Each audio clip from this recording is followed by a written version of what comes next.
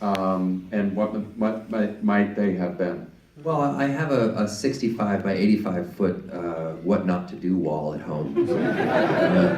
So no, on Green Lantern, I was very, I had a very different role in the creative process, but at the same time, I mean, you just go back to script. I mean, if we did not have a working script, and until we were halfway through shooting, so.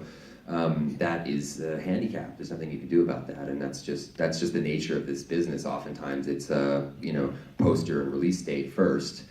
Start shooting, we'll figure out the rest as we go. And it's insane. It's hard for everyone. It's hard for everyone that worked in that movie. Gave their last drop of blood. So it's tough. But I look at these guys that do what they do. The screenwriters, probably the single most undervalued talent in Hollywood that exists. I mean, screenwriters really don't get enough credit because they build worlds.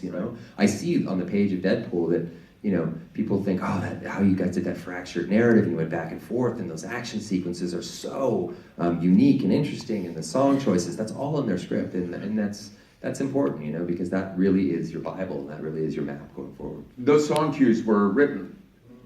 Yeah, I'm glad you're able to clear the music, because that would have been bad. Yeah. But there was one song we didn't get, which was we really wanted Gwen Stefani's "Hollaback Girl" for the freeway sequence, and again, necessity's mother of invention. We couldn't afford the song, but we could afford Shoop, and it was like 10 times better for the sequence. So the songs, and Salt and Pepper have been so incredible to come hang out with us and be on our promo tours and everything. They're just the best girls. Yeah. But how did you integrate that into story? I mean, were you listening to those cues as you're writing and figuring out that this is going to give it a tone? I mean, why was it important to have those very specific songs placed in the script? Well, it's character, it drives story, it's in our heads. Rhett and I are trading it back and forth. Ryan's chiming in on ideas. Like it's the soundtrack of our lives, our script, and of the character. And some of them were ironic choices, some of them were kick-ass cool choices. It's the Deadpool world, and you can have some fun with the music like you can with everything else. The first song we ever put in the script was "Angel of the Morning." Angel of the Morning. We were like, we are starting this fucking movie with "Angel of the Morning," no matter what. I don't care what it costs half our budget. It's going to be in the movie.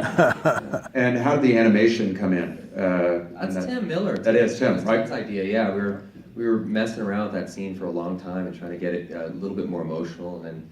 We had that great Chicago song, "You're the Inspiration." That's not a phrase that's heard often, the great Chicago song. It is, man. I tell you, that got me through this rough week. I'll tell you, it's Which song? It's "You're the Inspiration." No, I know, to get through this week. No, I know that song. What Chicago song got you through this past week? No, it was great. But that was the little cartoon thing says Tim Miller. That was his idea. It was just a beautiful. Again, it's just this idea of undercutting everything you expect to see with something that's completely original and new. Like, and again, Tim brought the unicorn and the hearts, and it was brilliant. If you're breaking the fourth wall while you're